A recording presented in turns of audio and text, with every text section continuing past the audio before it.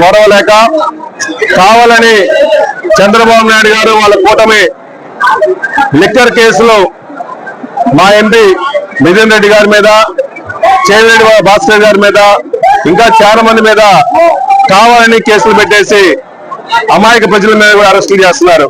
ఈ రాష్ట్రంలో గత మా ప్రభుత్వం ఉన్నప్పుడు, జగన్మోహన్ గారి ప్రభుత్వం ఉన్నప్పుడు లిక్కర్ మొత్తం గవర్నమెంటే మొత్తం సేల్ చేసింది, గవర్నమెంట్ షాపులే సేల్ చేసినాయి.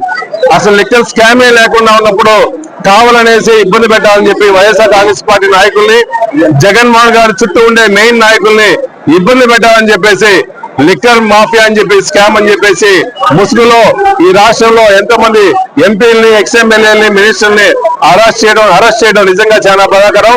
దీన్ని పూర్తిగా ఖండిస్తామని చెప్పి సభాముఖంగా తెలియజేస్తున్నా.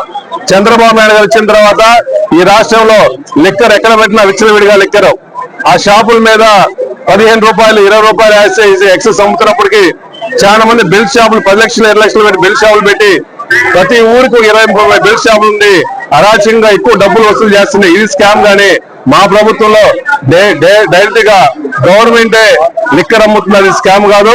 కావాలని కక్షపూరితంగా చంద్రబాబు నాయుడు గారు వాళ్ళు కూటమి చేస్తున్నారు. దయచేసి ఇటువంటి ఆపాలని చెప్పి మనస్ఫూర్తిగా కోరుకున్నాము. మేము ఈ అరెస్టుల్ని పూర్తిగా ఖండిస్తున్నామని చెప్పి తెలియజేస్తున్నాం. ఈ రోజు ఈ కార్యక్రమంలో గిద్దలూరు కాన్స్టిట్యున్సీలో వైఎస్ఆర్ కాంగ్రెస్ పార్టీ విస్తృత స్థాయి సమావేశానికి, చంద్రబాబు మేనిఫెస్టో రీకాల్ ప్రోగ్రామ్ కి మేము, మా ఇన్ఛార్జి నాగార్జున గారు, జడ్పీ చైర్పర్సన్ గారు, బతుల బ్రహ్మారెడ్డి ఎవరో వచ్చాము. ఇక్కడ గిద్దలూరు కాన్స్టిట్యున్సీలో ప్రజల స్పందన, వైఎస్ఆర్ కాంగ్రెస్ పార్టీ స్పందన చాలా ఎక్కువగా ఉంది.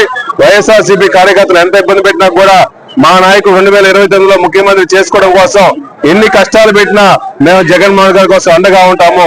నాగార్జున ముఖ్యమంత్రి ఎమ్మెల్యేగా చేసుకుంటామని చెప్పి అందరి కార్యకర్తలు అందరూ ధైర్యంగా ఉన్నామని చెప్పి మనస్ఫూర్తిగా తెలియజేస్తున్నాం.